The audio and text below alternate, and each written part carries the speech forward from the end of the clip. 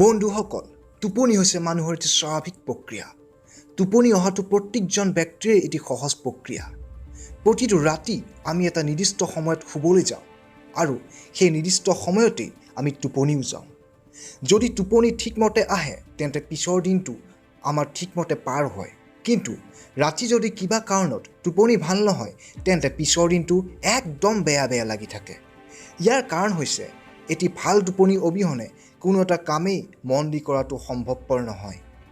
সেয়েহে এটি সুস্বাস্থ্যৰ জীৱন গঢ়িবলৈ টোপনি হৈছে আমাৰ বাবে এটি মহত্বপূৰ্ণ অংগ। কিন্তু আপুনি জানেনে আমাৰ টোপনি কিয় আহে? হয়তো বহুদিনৰ পৰাই আপুনি ইয়াৰ বিষয়ে জানিবলৈ ইচ্ছুক হৈ আছে।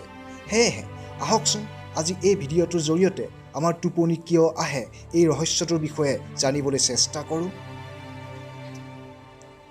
ভিডিঅ'টো অন্তলৈকে চাব যাতে ৰহস্যটোৰ বিষয়ে আপুনি ভালকৈ বুজি পায়। বন্ধু, টোপনি অহা প্ৰক্ৰিয়াটো আজিলৈকে বিজ্ঞানীসকলেও ভালদৰে বুজিব পৰা নাই। চাইণ্টিফিক ৰিচাৰ্চসমূহৰ পৰা এইটো ক্লিয়াৰ হৈছে যে টোপনি অহা প্ৰক্ৰিয়াটো হঠাৎ সংঘটিত নহয়, ই হৈছে এটা লাহে লাহে ঘটা প্ৰক্ৰিয়া। অধ্যয়নবিলাকৰ পৰা এইটো পোৱা গৈছে যে যেতিয়া আমি নিজৰ কোঠাৰ লাইট অফ কৰি শুবলৈ যাওঁ আৰু আমাৰ চকু দুটা জপাওঁ, তেতিয়া আমাৰ ব্ৰেইনৰ পৰা আলফা নামৰ তৰংগ নিঃসৰিত হয় আৰু এই তৰংগই আমাক টোপনিৰ পিনে লৈ যায়। এই অৱস্থাত আমাৰ ব্ৰেইন বাহিৰৰ দুনিয়াৰ পৰা পৃথক হৈ পৰে আৰু কেইটামান প্ৰক্ৰিয়া পাৰ হোৱাৰ পাছত আমি গভীৰ নিদ্ৰাত পৰোঁ। এই প্ৰক্ৰিয়াবোৰৰ ভিতৰত 1 নম্বৰ প্ৰক্ৰিয়াত আমাৰ ব্ৰেইনৰ তৰংগবোৰ শ্ল' হৈ যায়।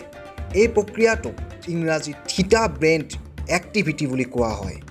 এই প্ৰক্ৰিয়াটোত কেৱল 10% লোকেহে শুই থকা যেন অনুভৱ কৰে, বাকী 90% লোকে হয়তো জাগ্ৰত অৱস্থাত থকা যেন অনুভৱ কৰে।